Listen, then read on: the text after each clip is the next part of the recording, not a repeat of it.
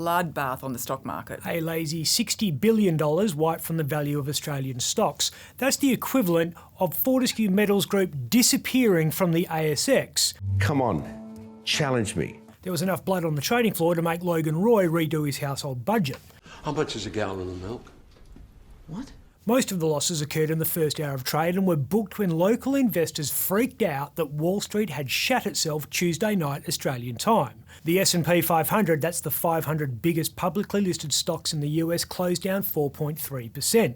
It was even worse on the Nasdaq index, which is home to tech companies such as Apple, Microsoft, Amazon and Alphabet, which was formerly known as Google. They all got pounded, but not as badly as Meta, formerly known as Facebook, which fell almost 10% in its own personal market rout, which saddened precisely nobody because that guy. Very true. Everyone's worried about inflation. Probably with good cause. The US Labor Department reported the consumer price index in that country rose 8.3% in August compared with the same month a year ago.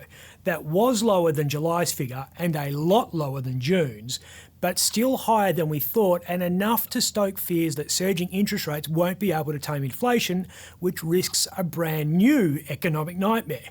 The current scourge of inflation, which wrecks economies because people don't buy stuff when it's expensive, help me, I'm poor, follows 10 years of deflation, which wrecks economies because people don't buy stuff when they think it'll be cheaper tomorrow.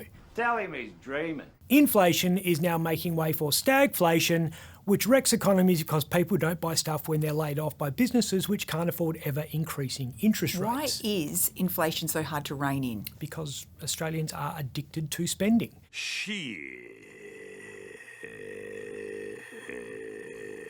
Our mortgages are costing more, but rather than trim our outgoings, we've chosen to work extra hours so we can continue to afford life's basics, because that silk yoga session at Australia's new Hermes gym isn't going to buy itself.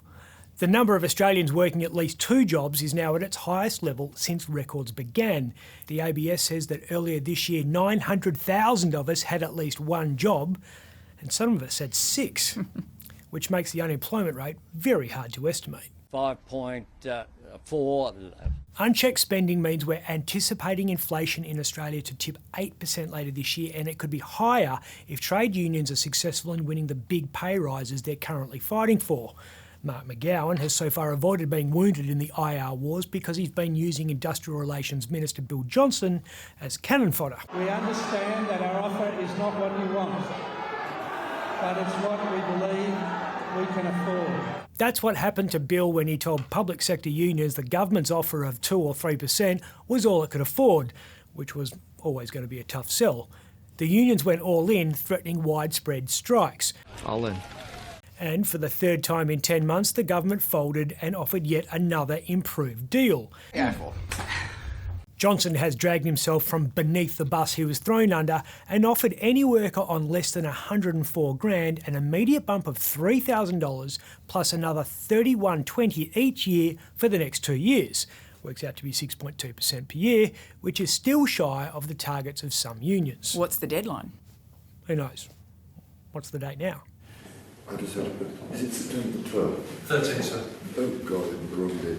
That was King Charles III at a signing ceremony in Northern Ireland, where he also grappled with a leaky pen. Oh God, I hate this.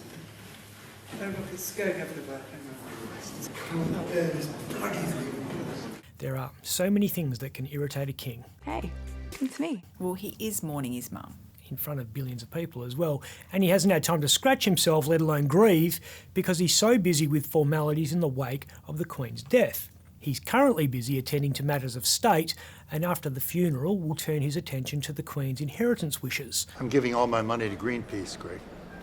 Even my part? And governance of the Commonwealth. With hearty and humble affection, we promise him faith and obedience. Faith and obedience to a man who addresses his mother like this. Your Majesty, Mummy. Could you be a good loyal subject, please? What are you talking about? I'm chockers with hearty affection. Bloody do. I can't bear that man. He's so brilliant. I'm Ben Harvey. For more Up Late, click the subscribe button below.